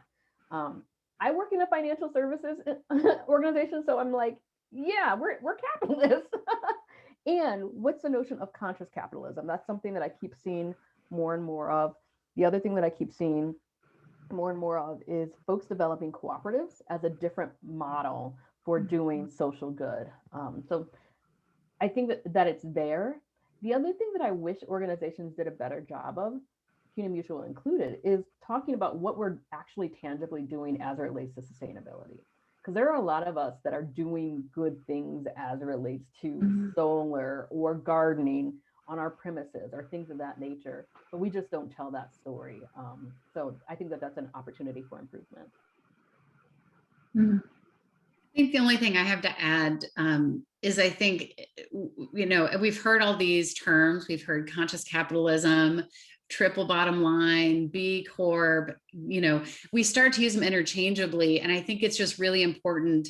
There's nuances to each of them, and they're slightly different. And I think, I'm all about identifying problems. Like, you have to understand the problem. And I think it's important, until there is a common language, and we are not there yet. We hear social sustainability and it means something different, just to be clear in the beginning, until we have that language that means one thing, that we're clear about what we're talking about. So I think that's a great question to ask. And I don't think there's one way to answer it, as we can see. Yeah, that's a really great point, because sustainability means so many things to so many people, right? And it's always meant social sustainability to me. And as Lisa expressed earlier, both of us working in this field for so long, it's so great to finally see that starting to mean it to other people as well. Melissa Vernon also just commented that, she's seeing a trend to aligning more with their sustainability programs with the UN Sustainable Development Goals, which I think is definitely a trend in the larger organizations. And it's accessible for small businesses as well, more towards tackling climate change, not just as an environmental problem, but as a social one as well. So that lens is definitely growing. And as Angela pointed out, right, like, climate is one component of these issues, and who is usually most affected. So I have another question that from the audience I want to ask. And April was just asking if you could speak about harassment coming from white women or from other females in your workplace. It happens. That's all I've got. It definitely happens. And I wouldn't be surprised if it's starting to happen more and more. It's an ugly time right now. We have seen some really unkind things happen on people's personal social media stuff against Black employees, and there's no room for that. In my opinion, there's in DEI, while we want to be inclusive, there's no room for bigotry. So I think that there's another space where people have to feel um, aligned with the organization's mission and vision. So here's another quick little story. In 2015, when we raised the pride flag for the first time, people would say that, well, I feel like you're not being inclusive because my religious views do not include promoting LGBTQ folks. And the answer is, I hear you, and this may not be the correct organization for you to work at. So it's being unapologetic in terms of your values about DEI, and letting people know and being transparent of what that includes and what that does not include.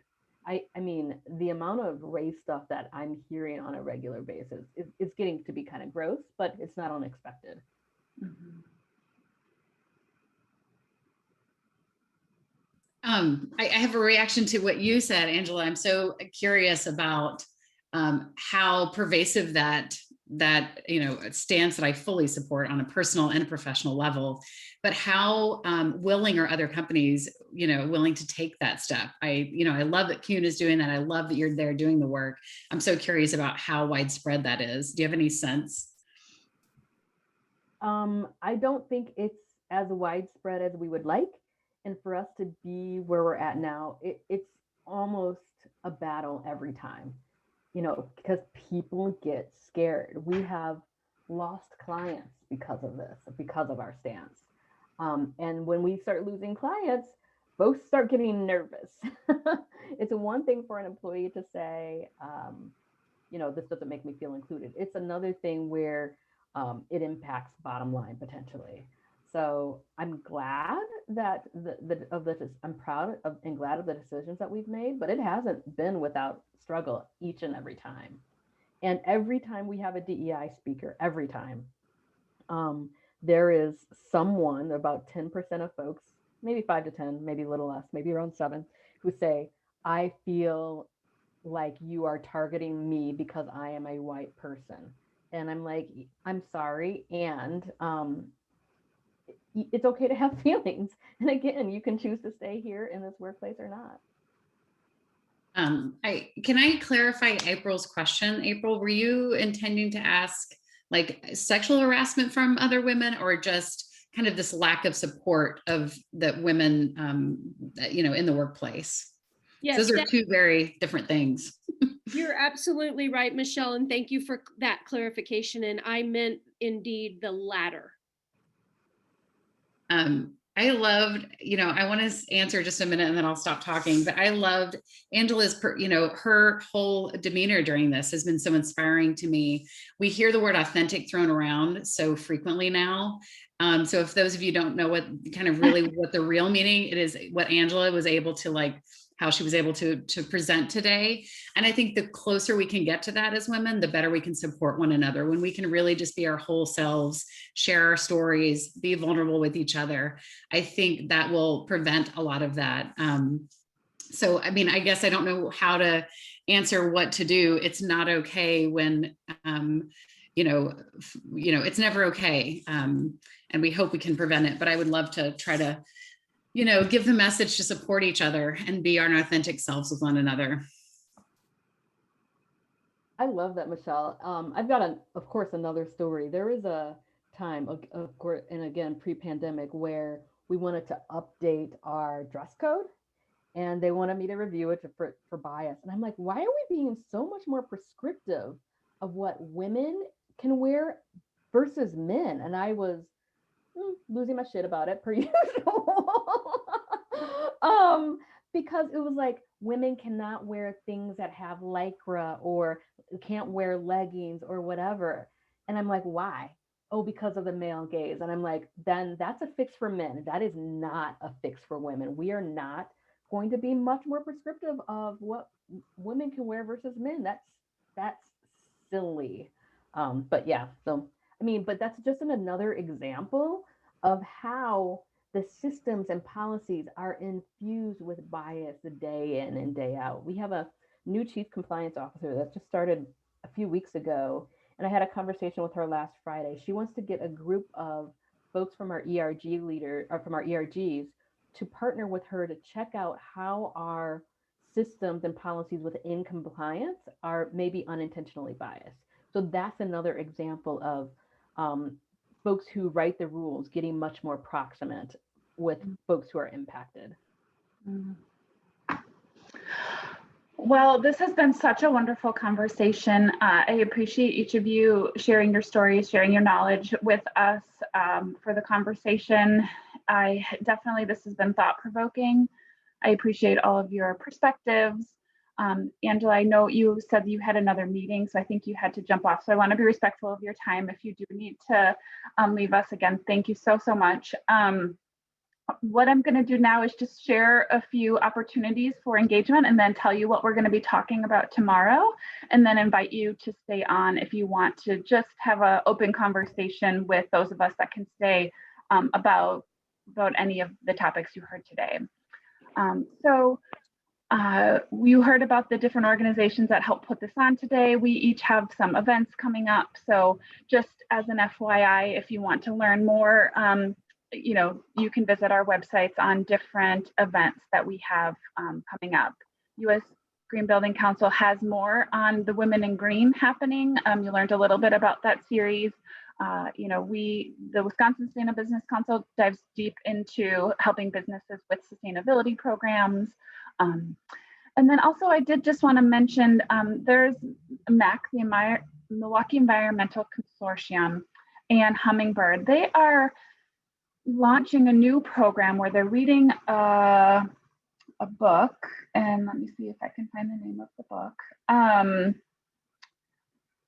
Okay, so through collective action and study, they have committed to ending the oppression of marginalized Black, Indigenous, BIPOC in our community and in the environmental movement. And so to do this, they are, I can't find the name of the book. I just dropped it in the chat. Oh, perfect. Thank you so much. So anyway, what they're doing is there's different ways that you can engage with them, but you have to do it by next week, I think is when they start. And so you can do a self-study or you can dive into having weekly conversations. I just learned about it. I thought it was a really great way if you want to really take some of this work into your life more and learn more about it. Here, there's a community in Wisconsin that's starting that very soon. So let's see. Also, I want to invite you to join us again tomorrow. So today was part one. Tomorrow is part two. We're talking a little bit deeper about some of these issues in a little different perspective tomorrow. So we want to invite you to join us again from 11 to 1. Our speakers tomorrow are Flory Wilson from Gender Ideal and Maggie Beckley, who's the director of real estate development and from Advocate Aurora. And so then on March 16th, we're having mentorship circles where we're sort of breaking out different topics to sort of have, again, another conversation to sort of keep this work alive in our lives and to keep talking about it. So in the Eventbrite, you can find all the details about the different mentor circles if you're interested in joining one. And we did pretty good on time today. So thank you again to all of you for joining. If you are interested in sticking around, please do. I'm going to stop the recording now.